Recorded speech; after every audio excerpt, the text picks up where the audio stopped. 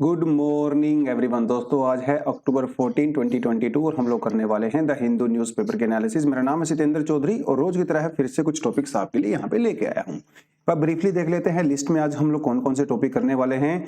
तो NGLV ये हम लोग बात करेंगे। इससे पहले हम लोग PSLV और GSLV को बहुत अच्छे से जानते हैं।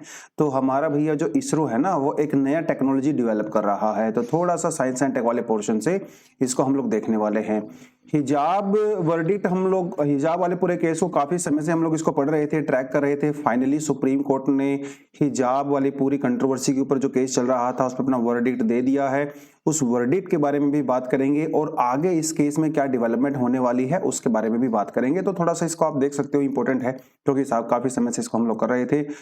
टोरी फैक्शन जो है एक टेक्नोलॉजी है जिसके बारे में हम लोग बात करने वाले हैं। तो यहाँ पे जीएस पेपर इसको 3 कर लेना, तो इसको साइंस एंड टेक वाले पोर्शन से हम लोग कर सकते हैं। वैसे टॉपिक स्टबल बर्निंग का आता है, ठीक है, तो स्टबल बर्निंग वाले से जोड़ के इसको देख सकते हैं। उसके अलावा यूनाइटेड नेशन जनरल असेंबली के अंदर अभी वोटिंग हुआ था रशिया के अगेंस्ट में, वहां पे इंडिया ने क्या स्टेप लिया है उसके बारे में बात करेंगे। यहाँ पे एक दो और हैं इंटरनेशनल न्यूज जिसको हम लोग यहाँ पे कर सकते हैं। इंटरपोल के बारे में बात करेंगे। इंटरपोल मतलब इंटरनेशनल पुलिस, तो इसकी क्योंकि मीटिंग अभी दिल्ली में होने वाली है तो इसलिए थोड़ा सा इंपॉर्टेंट है हमारे लिए, तो इसको देख सकते हैं। उसके अलावा इंडिया की पॉपुलेशन पॉलिसी फ्यूचर में क्या होनी चाहिए, प्रेजेंट में क्या है, उसके बारे में थोड़ा सा बात करेंगे। पॉपुलेशन के रिगार्डिंग कौन कौन से इश्यूज हैं और उनका क्या क्या सोल्यूशन हो सकता है वो हम यहाँ पे देखने वाले हैं। बेसिकली आज का एडिटोरियल सेक्शन है ये। और एक और एडिटोरियल है RBI एंड डॉलर। काफी कॉम्प्लिकेटेड सा टॉपिक है इकोनॉमी का और मुझे इसको खुद 3-4 बार पढ़ना पड़ा खुद थोड़ा समझने के लिए, बट ठीक है, जो आपको लगता है इकोनॉमी आपका स्ट्रॉन्ग अगर है डोमेन तो आप इसको डेफिनेटली देख सकते हो। अदरवाइज थोड़ा बहुत आपको मैं इंट्रोडक्शन इसके बारे में दे सकता हूं। Then we have some additional articles also. लेकिन आज एक बहुत ही इंपॉर्टेंट डेवलपमेंट हुआ था, जैसा कि ये टॉपिक हम लोग पहले भी कर चुके हैं, नया नहीं है। तो आज ही के दिन जो है दीक्षा भूमि जो कि नागपुर के अंदर पड़ती है, वहां पे अम्बेडकर जी ने 14 अक्टूबर 1956 को हिंदुइज्म को छोड़ के वो कन्वर्ट हो गए थे बुद्धिज्म के अंदर। और वही नहीं बल्कि उनके साथ बहुत सारे लोग, लगभग 4 लाख के लोग जो है उन्होंने भी बुद्धिज्म को फॉलो करना शुरू कर दिया था।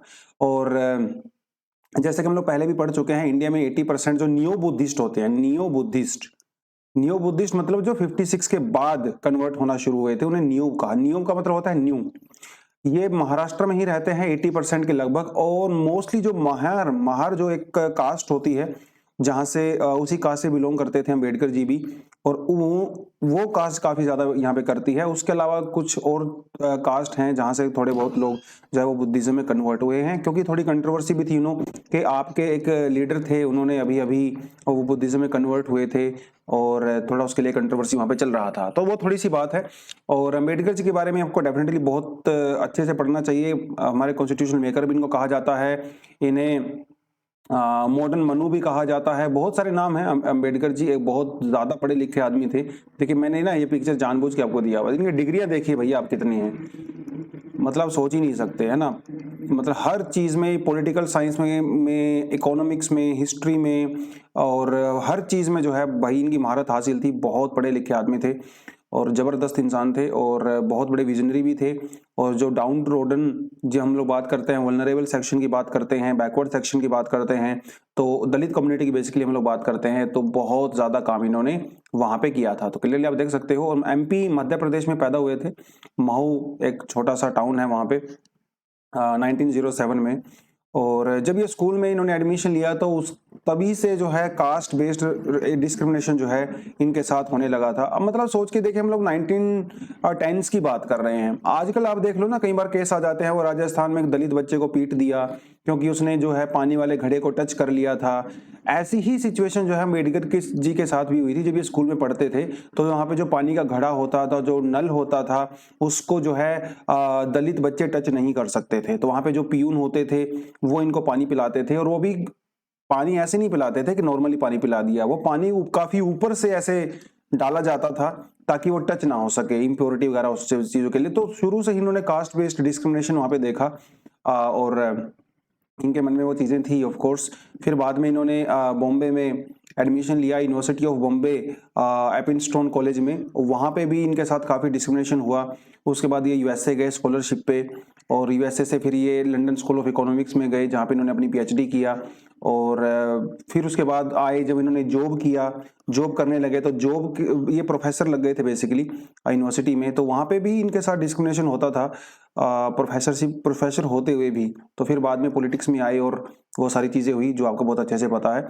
और अपने पूरे लाइफ में बहुत सारी बुक्स इन्होंने लिखी, लिस्ट मैंने यहाँ पे दिया हुआ है, थोड़ा बहुत देखना था देख सकते हो। जो बुक मैं आपको रिकमेंड करता हूँ पढ़ने के लिए, जो इनकी बहुत फेमस बुक भी है, वह एनहाइलेशन ऑफ कास्ट।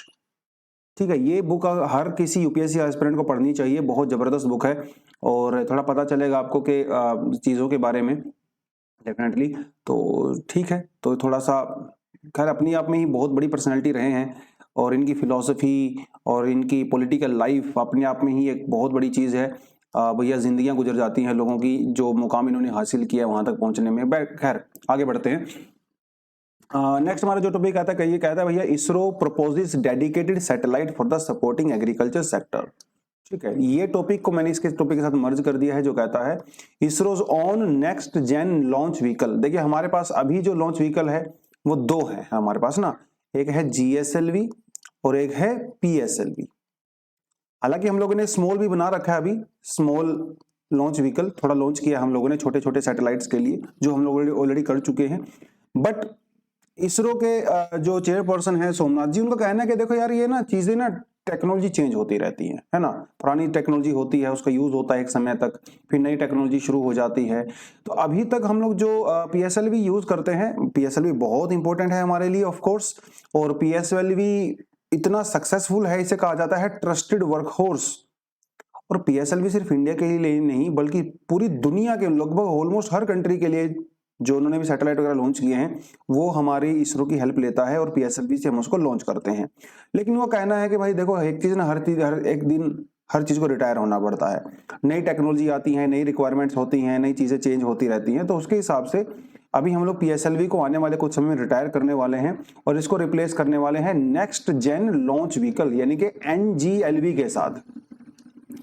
लेकिन NGLV में सबसे बड़ी इंपॉर्टेंट चीज होने वाली है वो रहेगी कि ये एक तो कॉस्ट एफिशिएंट है, मतलब थोड़ा सा सस्ता रहेगा, ठीक है, ज्यादा एफिशिएंट रहेगा। लेकिन इससे भी जबरदस्त जो यहाँ पे चीज है वो रहेगा रीयूजेबल, मतलब आप जो NGLV होगा उसको रीयूज कर सकते हो। देखिए इसरो जो है वो काफी समय से इस टेक्नोलॉजी के ऊपर काम कर रहा है, दुनिया में टेक्नोलॉजी ये यूज हो रही है, नासा कुछ हद तक इसका यूज कर रहा है, SpaceX जो कि इलोन मस्क की कंपनी है वो रीयूजेबल रॉकेट्स को और यूज करती है ऑफ कोर्स। तो हमारी इसरो भी कई सालों से टेस्टिंग उसकी कर रही है। लेकिन अगली जो जनरेशन का जो लॉन्च व्हीकल होगा डेफिनेटली उसको हम लोग रीयूजेबल बनाएंगे। और जो जियो स्टेशनरी ट्रांसफर ऑर्बिट होते हैं वहां पे जो सैटेलाइट लेके जाते हैं उसको भी हम लोग यहाँ पे लेके जा सकते हैं। हालांकि GSLV के कंपैरिजन में जो NGLV होने वाला है वो छोटा रहेगा ऑफ कोर्स, उतना स्ट्रॉन्ग नहीं रह पाएगा, बट स्टिल जो छोटे मीडियम लेवल के सैटेलाइट होंगे वो डेफिनेटली हम लोग यहाँ पे कर सकते हैं। ठीक है, और बहुत सारी चीजों में इसका यूज हो सकता है, जैसे कम्युनिकेशन सैटेलाइट में यूज करेंगे इसका हम लोग, है ना, डीप स्पेस मिशंस के लिए यूज कर सकते हैं। और जो ह्यूमन स्पेस फ्लाइट हम लोग करने वाले हैं फ्यूचर में, वहां के लिए इसका हम लोग यूज कर सकते हैं। कार्गो मिशंस वगैरह के लिए इसका हम लोग यूज कर सकते हैं। तो ये तो थोड़ी सी चीजें होगी।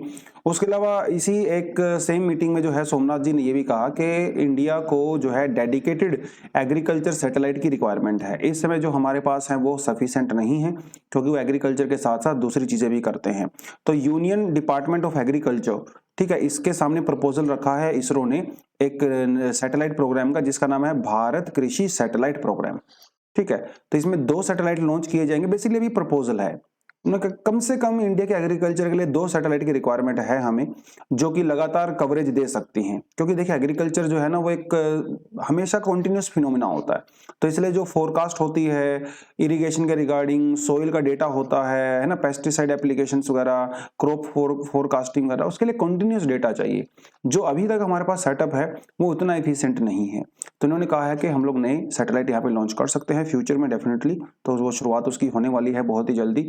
और इन्होंने ये भी कहा है कि ये जो सैटेलाइट होंगे ना भाई वो इसरो के द्वारा जो है ऑन नहीं किए जाएंगे, डिपार्टमेंट ऑफ एग्रीकल्चर ही उनका ओनर होगा। तो लेट्स सी इस प्रोग्राम में पूरा क्या होता है फ्यूचर में, वो थोड़ा देखना रहेगा।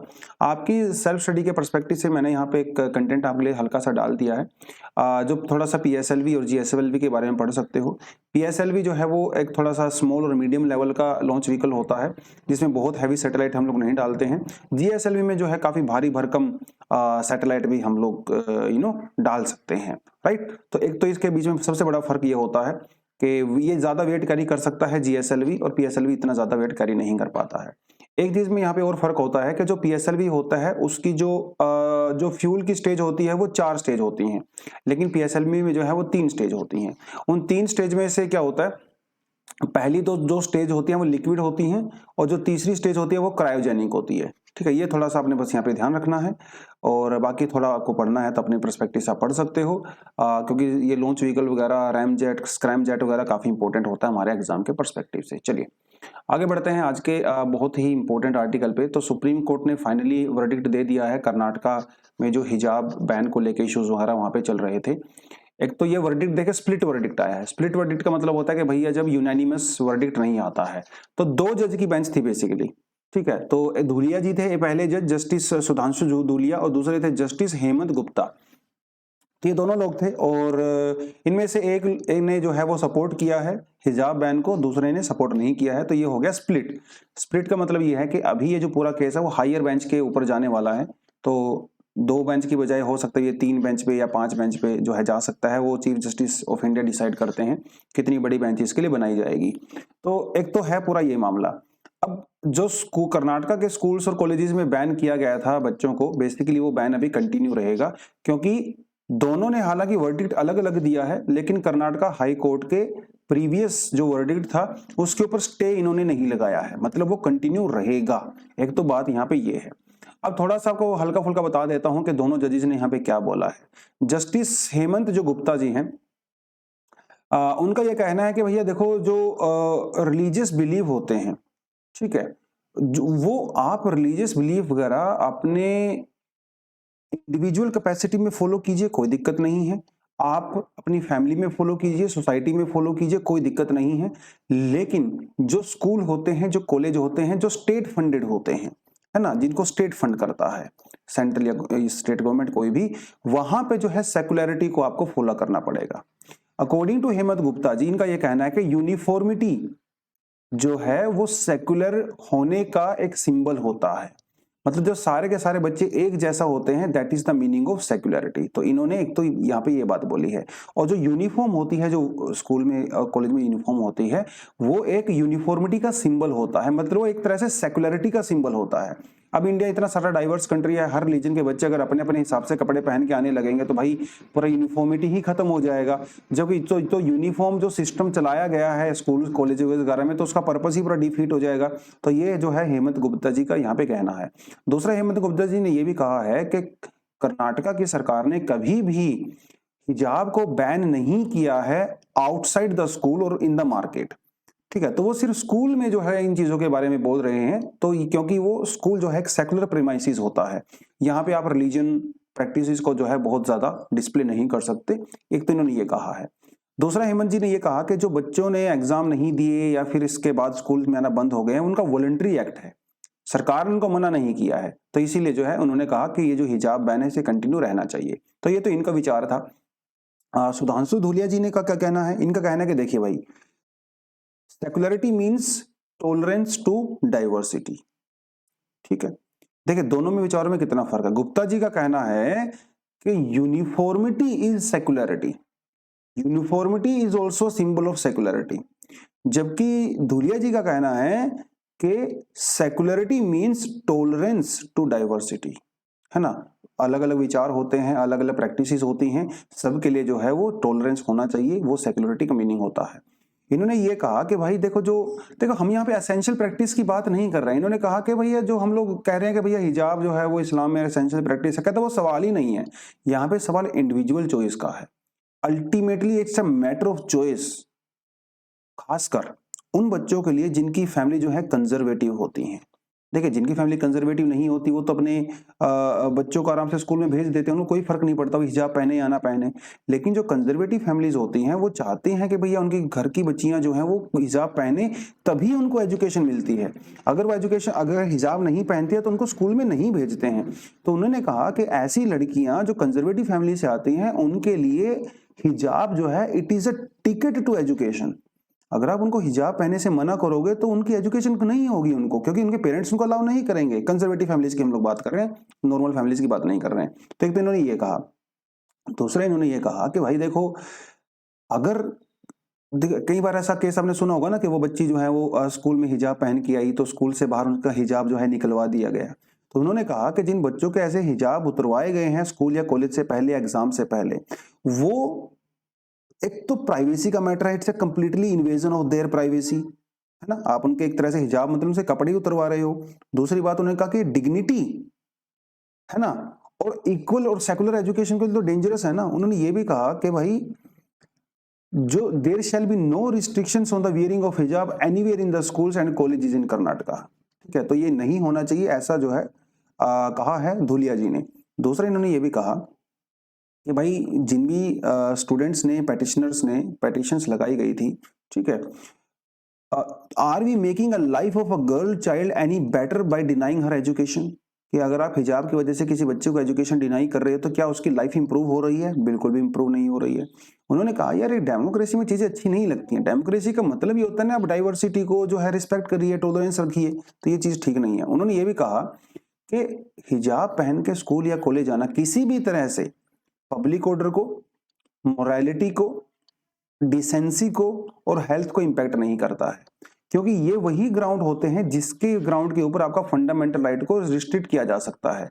लेकिन हिजाब पहनना किसी भी तरह से उन कंडीशन को सेटिस्फाई नहीं करता है, इसलिए उन्होंने कहा कि हिजाब जो है वो कंटिन्यू रहना चाहिए। It is a choice, it's a personal choice and secularity also means the respect and the tolerance for the diversity, that is the view point of Sudhanshu Dhulia. तो ये थोड़ा सा दोनों की बातें हैं। बाकी इसमें आगे जो हायर बेंच बनेगी उसमें क्या डिसीजन आता है थोड़ा उसको हम लोग बाद में डेफिनेटली देख सकते हैं। चलिए नेक्स्ट हमारा टॉपिक होता है, कहता है कि centre to help set up paddy straw pellet units to arrest stubble burning. तो स्टबल बर्निंग को रोकने के बहुत सारे तरीके अपनाए जा रहे हैं, तो उसमें से ये भी एक तरीका है। लेट्स होप कि थोड़ा सक्सेसफुल रहे। तो एक 50 करोड़ की स्कीम जो है वो निकाली गई है यूनियन एनवायरमेंट मिनिस्ट्री के लिए। ये उन लोगों के लिए निकाली गई है जो एंटरप्रेन्योर्स हैं, जो स्टार्टअप्स वगैरह करते हैं। तो अगर आपके मन में कोई ऐसा आइडिया है तो आपको कोई स्टार्टअप लगाना है और उस स्टार्टअप से स्टबल बर्निंग अगर कम होता है तो उन लोगों के लिए डेफिनेटली ये स्कीम है।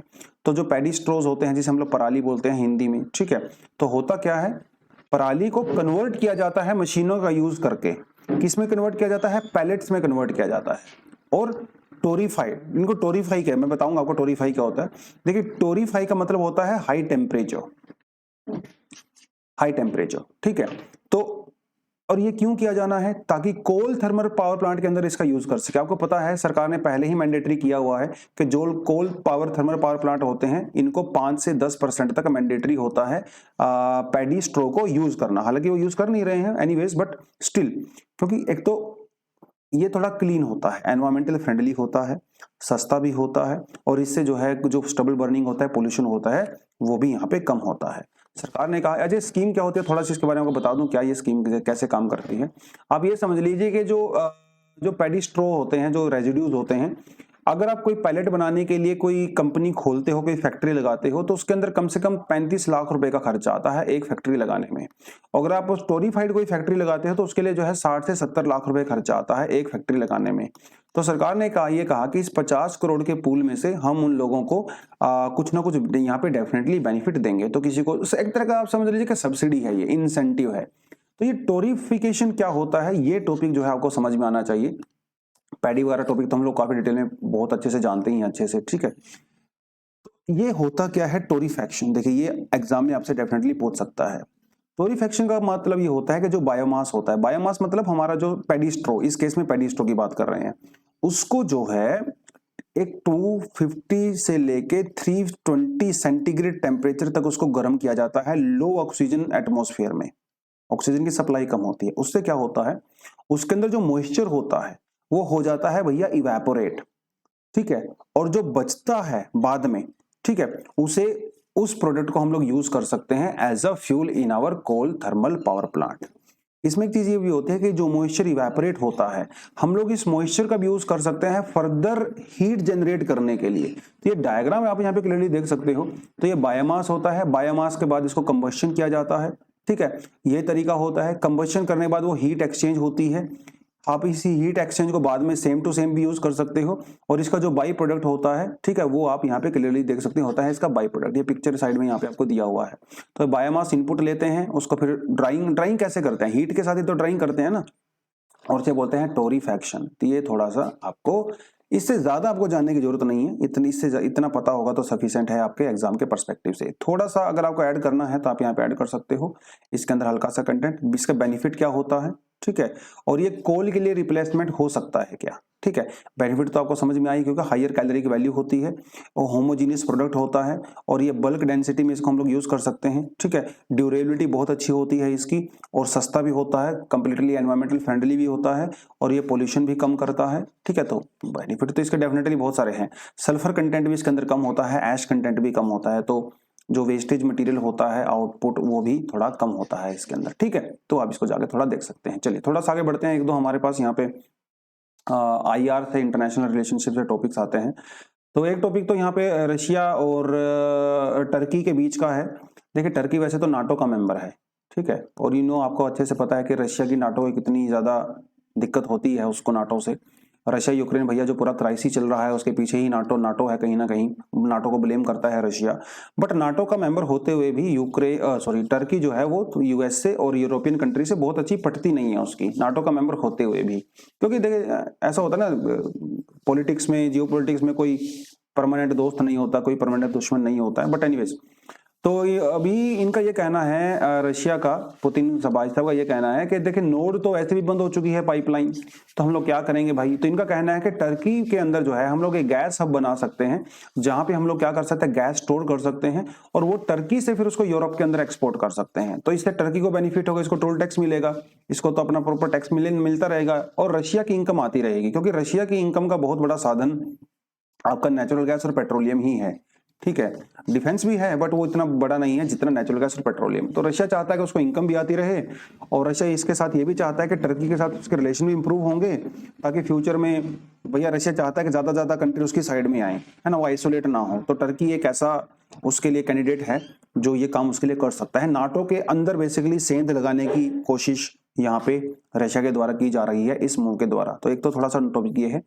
दूसरा टॉपिक ये है भैया कि यूनाइटेड नेशन जनरल असेंबली में अभी जो रशिया ने रेफरेंडम करवाया है यूक्रेन के अंदर, जिसमें उसकी कुछ रीजन्स को उन्होंने एनेक्स कर लिया है, उसके अगेंस्ट में जनरल असेंबली के अंदर रेजोल्यूशन आया था, और इंडिया ने उस रेजोल्यूशन के लिए ना तो हाँ बोला है ना ही ना बोला है। तो हम अब्सटेन हो गए हैं।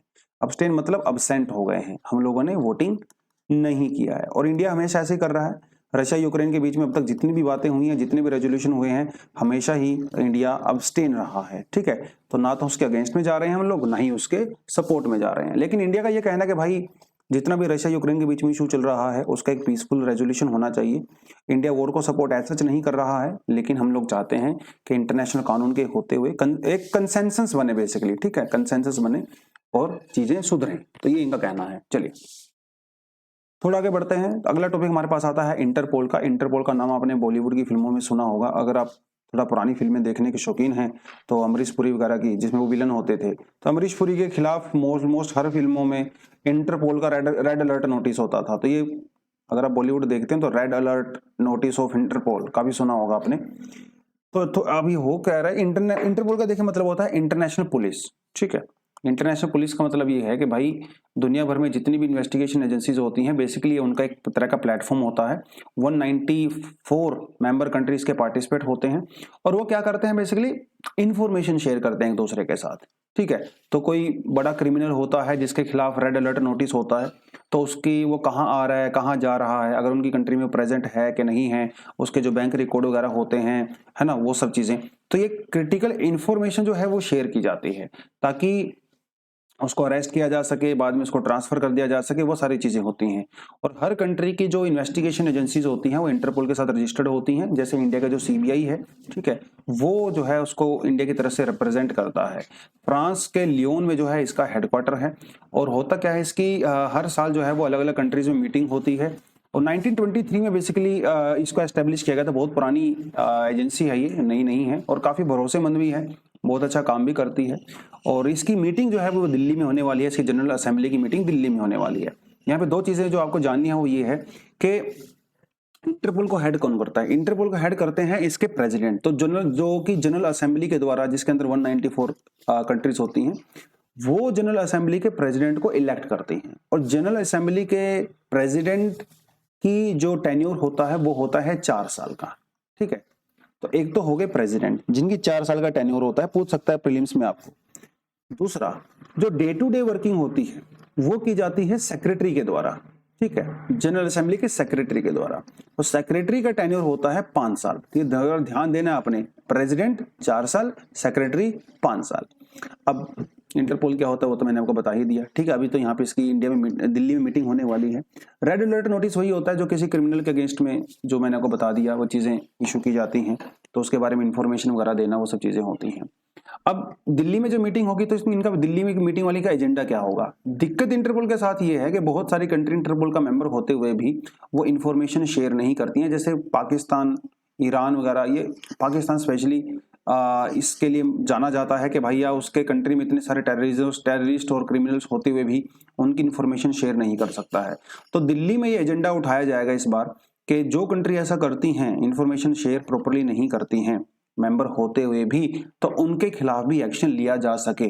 तो ये रेजोल्यूशन डेफिनेटली इंडिया पास करने वाला है, यहाँ पे बोलने वाला है। अब देखें, बहुत कम चांसेस हैं कि ऐसा होगा, क्योंकि बहुत सारे केस में इंडिया भी ऐसा करता होगा, है ना।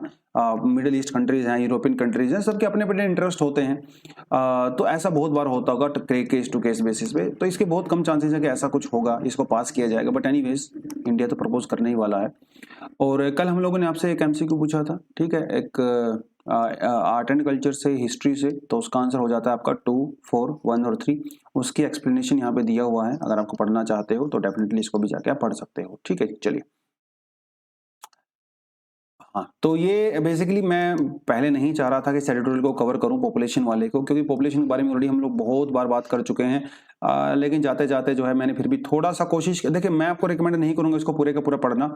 जितना पॉइंट आपको 2-4 मैंने बता रखे हैं वो आपके लिए सफिशिएंट है।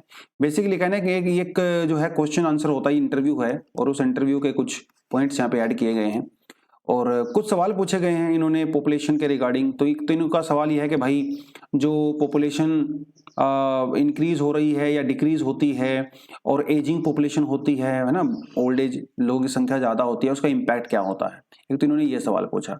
दूसरा इन्होंने ये सवाल पूछा कि जो पॉपुलेशन बूढ़ी हो रही है हमारा, इसका इकोनॉमी के ऊपर क्या इम्पैक्ट पड़ता है। ठीक है, will an ageing population turn out to be liability, आने वाले समय में ये लाइबिलिटी बन जाएगा हमारे लिए रादर देन एसेट।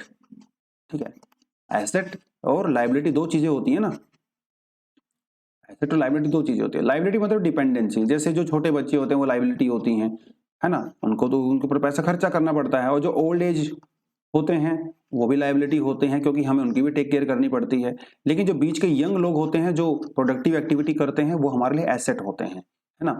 तो उसके बारे में ही कुछ कुछ सवाल इन्होंने पूछे हैं, तो मैंने थोड़ा सा इसको आज टेबल की टर्म में आपको देने की कोशिश की है।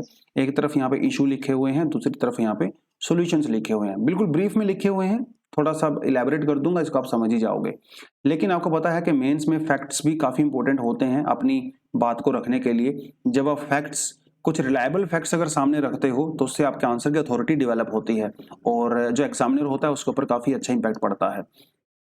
तो पहली बात तो यूनाइटेड नेशन के द्वारा जो पॉपुलेशन डेटा पेश किया गया था उसमें ये कहा था कि भैया इंडिया जो है वो चाइना को 2023 के अंदर ओवरटेक कर लेगा, है ना। तो India is going to become the most populous country in 2023। हालांकि इंडिया में अभी सेंसस हुआ नहीं है, लेकिन दिस इज द पॉसिबिलिटी।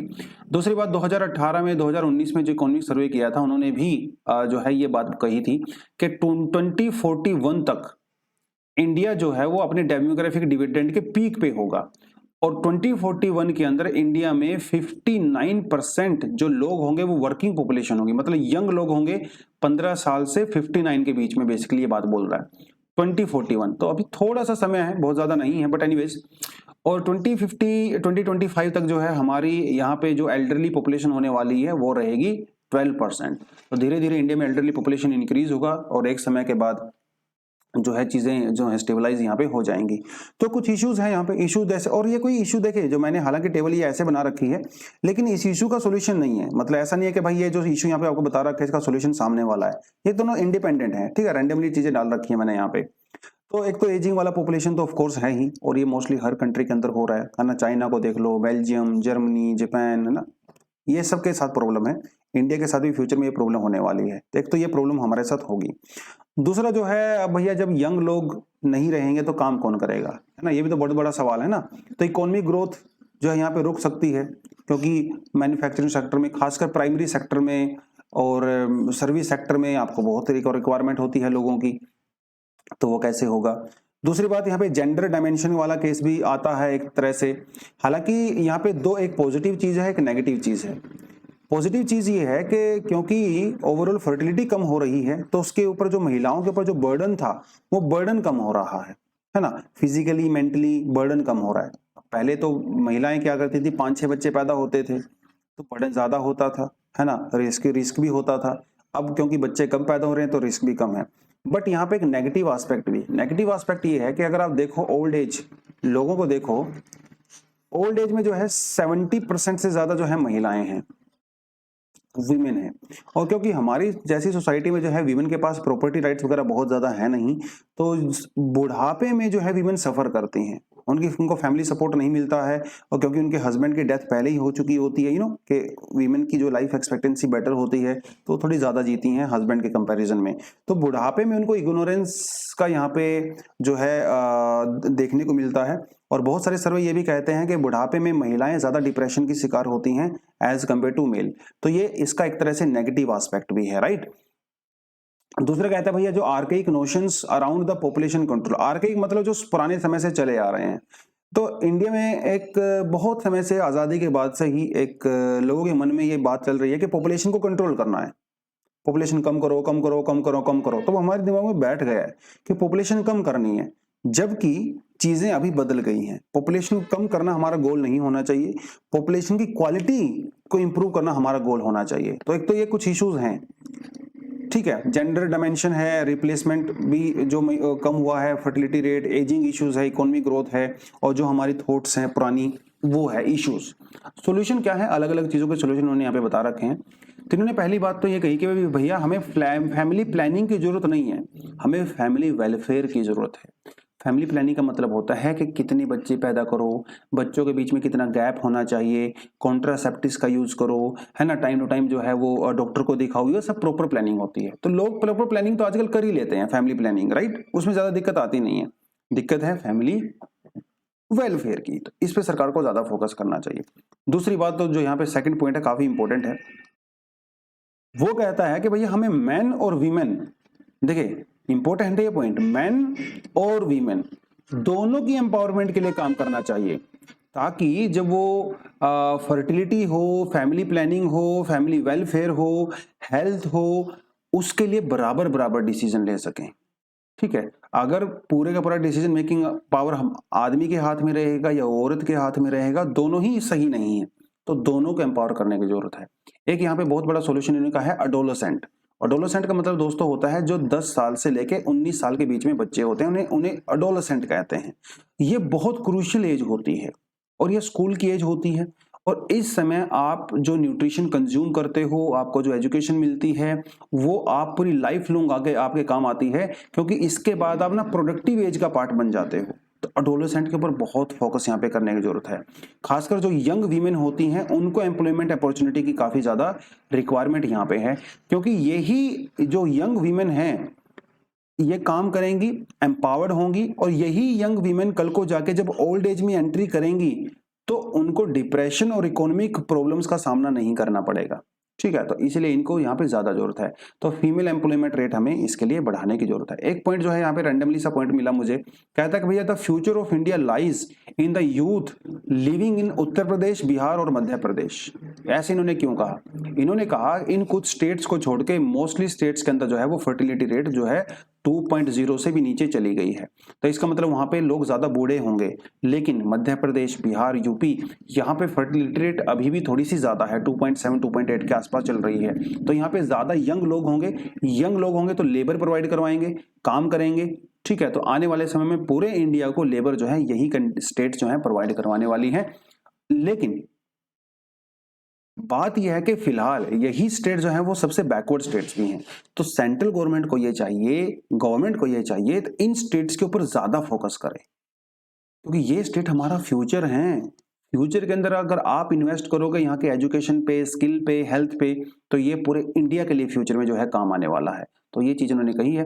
हालांकि एक सॉल्यूशन यहाँ पे इन्होंने ऑटोमेशन के बारे में भी बात कही है। ऑटोमेशन में जैसे रोबोटिक्स वगैरह, ठीक है, चाइना में, जापान में बहुत सारी फैक्ट्रीज और कंपनीज के अंदर क्योंकि लोग काम करने के लिए है नहीं, तो वो लोग रोबोट्स का यूज कर रहे हैं।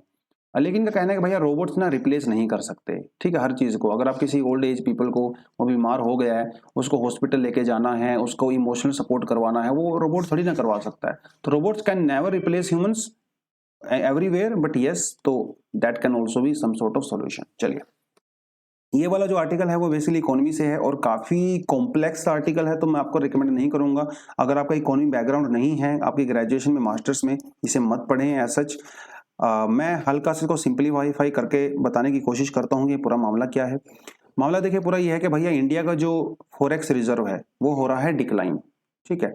सितंबर 8 से लेके 2021 से लेके सितंबर 30 2022, मतलब लगभग एक साल में इंडिया का जो फॉरेक्स रिजर्व है वो 642 बिलियन से घट के 537 बिलियन रह चुका है। मतलब $100 बिलियन का रिजर्व हमारा कम हो चुका है।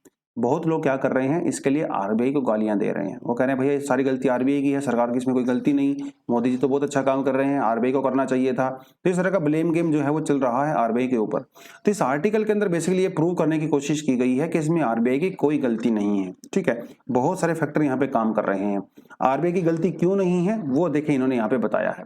देखिए, जो फॉरेक्स मार्केट होती है, फॉरेक्स मार्केट आप समझते हो ना, फॉरेक्स मार्केट का मतलब होता है जहां पे आप एक करेंसी देके दूसरी करेंसी खरीदते हो, एक करेंसी बेचते हो, दूसरी करेंसी खरीदते हो। आपको ऐसा लगता होगा कि रुपया देके आप लोग हमेशा सिर्फ चीजें खरीद सकते हो, ऐसा नहीं है। आप रुपया देके दूसरी करेंसी भी खरीद सकते हो। अगर आपका मन है, आपके पास एक सूटकेस है भैया रुपए का, तो आप उस सूटकेस को देके उसके बदले में डॉलर खरीद सकते हैं। तो जब ऐसे फॉरेन करेंसीज खरीदी बेची जाती हैं उसे कहा जाता है फॉरेक्स मार्केट। और फॉरेक्स मार्केट के अंदर कौन पार्टिसिपेट करता है? देखिए, मैं और आप लोग हम पार्टिसिपेट नहीं कर सकते। उसके अंदर बैंक्स और आरबीआई, ये सबसे बड़े जो है उसके अंदर पार्टिसिपेट करते हैं। तो आरबीआई रेगुलेट भी करता है और आरबीआई पार्टिसिपेट भी करता है। और बैंक्स जो है वो रेगुलेट नहीं करते, वो सिर्फ पार्टिसिपेट करते हैं, ठीक है। तो डॉलर रुपये की कीमत जब ऊपर नीचे होती है तो उसको आरबीआई जो है उसको क्या बैलेंस कर सकता है, ये बहुत बड़ा सवाल है। यस, आरबीआई के पास पावर है, यस आरबीआई के पास पावर है, बिल्कुल है। देखिए, जब हम लोग डॉलर रुपये की बात करते हैं, रुपये की वैल्यू जो कम होती है ज्यादा होती है, ये सारा खेल होता है किसका? डिमांड का और सप्लाई का। अगर डॉलर की डिमांड बढ़ती है तो डॉलर की वैल्यू बढ़ती है, अगर रुपये की डिमांड बढ़ती है तो रुपये की वैल्यू बढ़ती है। उस केस में क्या आरबीआई इंटरवीन कर सकता है? इसका आंसर है यस और इसका आंसर है नो। नॉर्मल जब रुपये वैल्यू डाउन हो रही है तो आरबीआई इंटरवीन नहीं करता, लेकिन फ्लक्चुएशन अगर बहुत ज्यादा हो जाती है तो आरबीआई इंटरवीन कर सकता है। और इंटरवीन करने का तरीका क्या होता है? मार्केट में डॉलर को सप्लाई करना। भाई देखो, डॉलर की वैल्यू क्यों इंक्रीज हो रही है? क्योंकि डॉलर की जो है सप्लाई कम हो रही है। अगर आप डॉलर की सप्लाई बढ़ा दोगे तो वैल्यू अपने आप ही कम हो जाएगी। तो आरबीआई के पास होते हैं क्योंकि डॉलर, तो आरबीआई मार्केट में डॉलर की सप्लाई को बढ़ा देता है और उसके बाद रुपये की जो वैल्यू है वो अपने आप ही कंट्रोल में आ जाती है।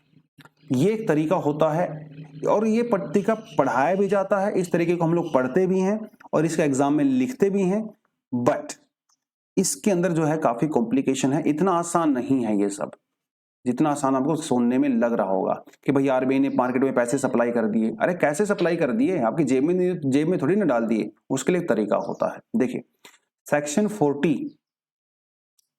40 ऑफ आवर आरबीआई एक्ट 1934 ये कहता है कि आरबीआई वो फॉरेक्स के अंदर करेंसी को परचेज भी कर सकता है और करेंसी को बाय भी कर सकता है, लेकिन ये सारी चीजें होती हैं एक ऐसे रेट पे जो कि सेंट्रल गवर्नमेंट के द्वारा डिसाइड किया जाता है। समझ रहे हो? आरबीआई के द्वारा इंडिपेंडेंट डिसाइड नहीं होता है, वो सेंट्रल गवर्नमेंट के द्वारा डिसाइड किया जाता है। और सेंट्रल गवर्नमेंट के द्वारा जो रेट डिसाइड किया जाता है वो डिसाइड किया जाता है आईएमएफ की पॉलिसी के थ्रू। समझ रहे हो? और आईएमएफ की पॉलिसी किसके साथ अलाइन की गई है? डॉलर के साथ अलाइन की गई है। इसका मतलब भाई जो आरबीआई फॉरेक्स मार्केट के अंदर इंटरवेंशन करता है ये उसका इंडिपेंडेंट डिसीजन नहीं होता है, इसके पीछे सरकार का भी हाथ होता है। यहाँ पे इन्होंने एक और बहुत शानदार एग्जांपल दिया इसको समझाने के लिए। आप ये समझ लीजिए कि जैसे मान लो आरबीआई ने कोई मान लो यहाँ पे जो है विजय माल्या है, ठीक है, विजय माल्या ने जो है $1 बिलियन का कुछ इंपोर्ट किया है दूसरी कंट्री के साथ, ठीक है, ट्रेड करता है वो, तो उसने कुछ इंपोर्ट किया है। अब भाई अगर आप इंपोर्ट करते तो डॉलर में ही पैसा चुकाना पड़ता है, तो डॉलर के लिए पैसा कहां से आएगा, वो तो आरबीआई के पास आएगा। उस केस में आरबीआई की ये मजबूरी हो जाती है कि विजय माल्या को $1 बिलियन दे, क्योंकि उसको अपनी इंपोर्ट के लिए पैसा चुकाना है, क्योंकि इंडिया में करंट अकाउंट कन्वर्टिबिलिटी 100% अलाउड है। और ये सारी पॉलिसी कौन अलाउ करती है, मिनिस्ट्री ऑफ कॉमर्स। कौन करता है, मिनिस्ट्री ऑफ कॉमर्स। तो इनका यह कहना है कि अगर आरबीआई मार्केट में डॉलर सप्लाई कर रही है और उसकी वजह से हमारा फॉरेक्स कम हो रहा है, तो इसमें आरबीआई की गलती नहीं है, इसमें किसकी गलती है, मिनिस्ट्री ऑफ कॉमर्स की गलती है, जिसने इस पॉलिसी को बनाया कि आरबीआई को देना पड़ता है डॉलर उसके लिए। तो यहाँ पे ये कुछ चीजें जो है आपको पता होनी चाहिए, ठीक है। इससे ज्यादा आई डोंट थिंक सो आपको इसके बारे में पढ़ने की जरूरत है, और इससे ज्यादा तो पढ़ना भी नहीं है, वैसे बहुत ज्यादा कॉम्प्लेक्स हो जाएगा। और इकोनॉमी का अगर किसी के पास ऑप्शनल है तो वो बच्चे पढ़ सकते हैं इसको, या आपके पास बैकग्राउंड है तो आप इसको पढ़ सकते हो। तो बेसिकली उन्होंने पूरी आर्गुमेंट के अंदर यही एस्टेब्लिश करने की कोशिश की गई है कि जो फॉरेक्स रिजर्व डाउन हो रहा है इंडिया का over a period of time, हालांकि इसके अंदर बहुत सारे रीजंस हैं, लेकिन आरबीआई को जो लोग ब्लेम कर रहे हैं वो नहीं करना चाहिए, क्योंकि सारी चीजें आरबीआई के हाथ में नहीं होती हैं, गवर्नमेंट के हाथ में भी बहुत कुछ कंट्रोल यहाँ पे होता है। समझ में आया तो ठीक है, नहीं समझ में आया तो ऐसी कोई बात नहीं है, हमारे कोई इकोनॉमी का बहुत ज्यादा इंटीग्रल टॉपिक नहीं है ये, ठीक है। तो आज जो है इसी के साथ हम लोग एनालिसिस ओवर करते हैं। अगर कुछ सजेशन आपको देनी है तो नीचे कमेंट सेक्शन में दे सकते हो डेफिनेटली, और आप अपनी थोड़ी सी अटेंडेंस दे दिया करिए, और वीडियो को लाइक तो करना ही है, चैनल को सब्सक्राइब करें अगर आपने अभी तक नहीं किया है। और ये जो डॉक्यूमेंट है इसका लिंक आपको नीचे डिस्क्रिप्शन में जाके मिल जाता है, वहां जाके आप इसको जो है डाउनलोड कर सकते हो और अपना फायदा कर सकते हो। तो दोस्तों आज के लिए इतना ही था, thank you very much, all the best, जय हिंद।